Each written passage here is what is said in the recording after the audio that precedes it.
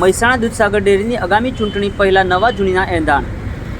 Mehsana Dudhsagar dairy board મિટિંગમાં હોબાળાની ચર્ચા. Chairman અશોકભાઈ ચૌધરીએ વાઇસ ચેરમેન યોગેશભાઈ પટેલને લાફો માર્યો હોવાની આક્ષેપ. વાઇસ ચેરમેન યોગેશ પટેલ અને તેમનું જૂથ બી ડિવિઝન પોલીસ મથકે પહોંચ્યું. લાફો મારી ચશ્મા તોડીને ચેન તોડ્યાની ઘટનાની ચર્ચા જોવા મળી રહી છે. ચેરમેન અશોકભાઈ ચૌધરી સામે ફરિયાદ માટે વાઇસ ચેરમેન યોગેશ પટેલ પહોંચ્યા. યોગેશ પટેલ સાથે ડિરેક્ટર કનુભાઈ ચૌધરી અને ડિરેક્ટર એલ કે પટેલ પણ ફરિયાદ માટે પહોંચ્યા. પ્રશ્ન પૂછતા ચેરમેને ઉશ્કેરાઈ લાફો માર્યો હોવાનો કર્યો આરોપ.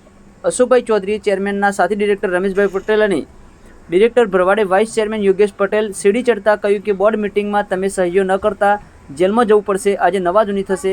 સમગ્ર બાબતને લઈને વિવાદ વકર્યો. TV news Farooq Memon, Kheralu. મોહનભાઈ, આપ દૂધસાગર ડેરીમાં શું છો? હું ડિરેક્ટરના હોદ્દામાં છું, સરકારશ્રીની નિમણૂક કરેલ. ઓકે, આજે તમે બોર્ડ મિટિંગમાં આવ્યા હતા? હા. તો શું થયું?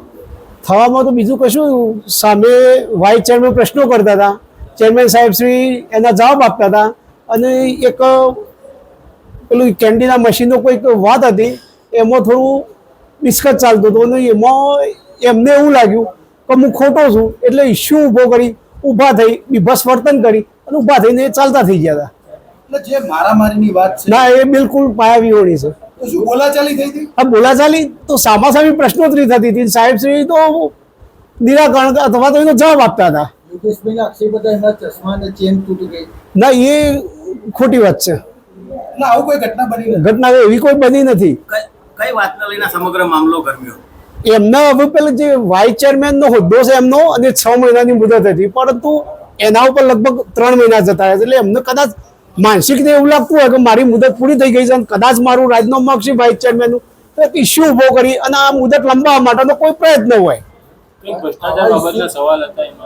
ભ્રષ્ટાચાર બાબતમાં તો યોગેશભાઈ ખરેખર ડિરેક્ટર તરીકે ડેરીમાં આવતા જ નહીં. એ ખરેખર કોઈ વેપારી અથવા તો કોઈ કોન્ટ્રાક્ટનો એજન્ટ હોય ને એ રીતે જે કામ કરશે. દર વખતે એમનો એ જ પ્રશ્ન હોય છે.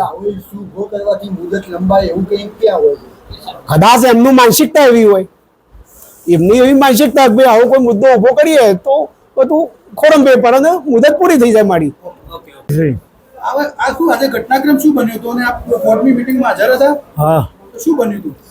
કંઈ નહીં, આ જે સાગર પત્રિકા આવે છે ને એમાં અશોકભાઈ વિશે વટબંધ વહીવટ એવો ઉલ્લેખ કરેલો છે.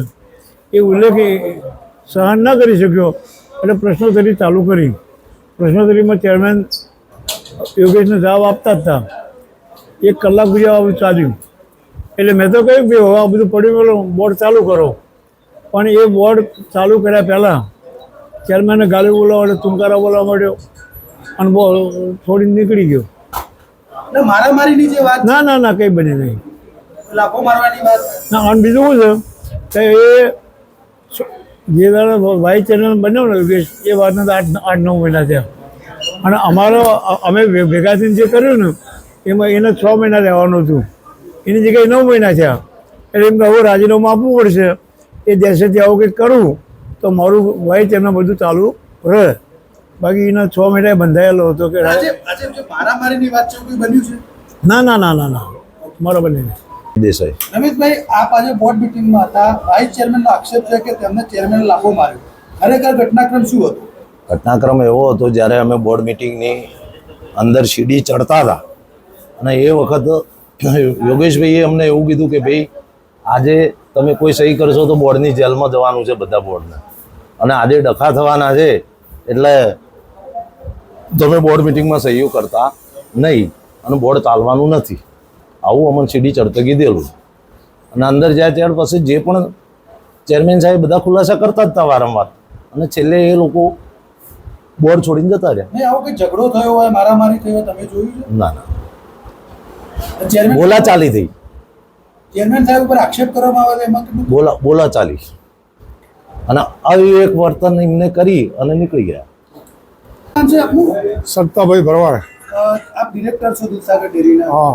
આજે બોર્ડ મિટિંગ હતી. શું બન્યું હતું બોર્ડ મિટિંગમાં? અમે અહીં સીડી જતા હતા, હું રમેશભાઈ બે ભેગા. ત્યારે યોગેશભાઈ અમને એવું કીધું કે ભાઈ તમે આજ સહયોગ કરતા ને સહયોગ કરશો તમે જેલમાં જ જવાના છો, આ ડખો થવાનો જ છે, આવું અમને શરતમાં કીધું હતું.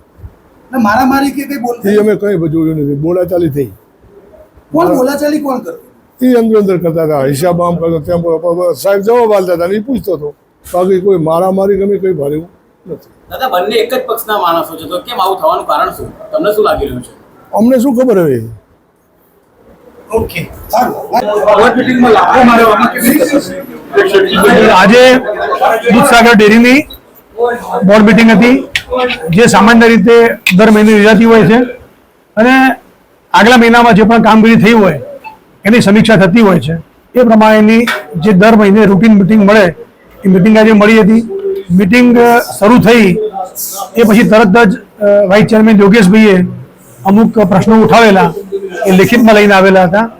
એ બધા જ પ્રશ્નોના અમે એમને શાંતિપૂર્વક જવાબ આપ્યા અને લગભગ એનો સમય 1 થી સવા કલાક જેટલો સમય એની અંદર ગયો અને શાંતિપૂર્વક બધા જ એમને જે પણ પ્રશ્નો પૂછ્યા એના અમને ખુલાસા કર્યા. મારા આપને જણાવવું છે કે દૂધસાગર ડેરીમાં 4.5 વર્ષથી સત્તા પરિવર્તન થયા પછી દૂધસાગર ડેરીના 2.5 લાખ જેટલા જે પશુપાલકો છે એ પશુપાલકોને દૂધના સારા ભાવ મળે, વર્ષના અંતે સારો ભાવ વધારો મળે અને એ પ્રમાણેની કામગીરી કરવાથી આજે આ બધા જ પશુપાલકો ખૂબ ખુશ છે. દૂધસાગર ડેરીની ખરીદ પદ્ધતિ હોય કે બીજી બધી પદ્ધતિની દરેકની અંદર પારદર્શકતા અને કરકસર સાથે કામ કરી રહ્યા છે. એનું સારું પરિણામ પણ એ બેલેન્સ શીટની અંદર જોવા મળે છે અને એટલા જ માટે બધા પશુપાલકો ખૂબ ખુશ છે અને એના કારણે દૂધ પણ અમારું વધ્યું છે. વાઇસ ચેરમેનશ્રીએ જે પ્રશ્નો પૂછ્યા હતા એના બધા જ અમે ખુલાસા આપ્યા, છતાં પણ એ પછી ઉગ્ર થઈ ગયા અને ઉગ્ર બોલાચાલી કરવા લાગ્યા, અપશબ્દો બોલવા લાગ્યા. છતાં પણ અમારા બોર્ડના સભ્યોએ એમને સમજાવ્યા કે તમે વાઇસ ચેરમેન છો, તમને આ શોભતું નથી. છતાં પણ એ મર્યાદા ચૂકી અને ખરાબ શબ્દો બોલતા હતા. એ પછી બોલ્યા પછી અમે લોકોએ પણ એમને સમજાવ્યા. સમજાયા પછી એ આ જે વાત કરે છે હાથ ઉપાડવાની બધી, એ બિલકુલ પાયવાની વાત છે. એ જાતે જ બોર્ડ છોડીને નીકળી ગયા છે અને એ એમને રોકવાનો પ્રયત્ન પણ કર્યો કે તમે લોકો બેસો, પણ એ બેઠા નથી અને પોતે બોર્ડ છોડીને નીકળી ગયા છે. સાહેબ, આપ માનો છો કે જે આ આક્ષેપ લગાવ્યો છે પાયાનો છે, કોઈના હાથો બની જશે?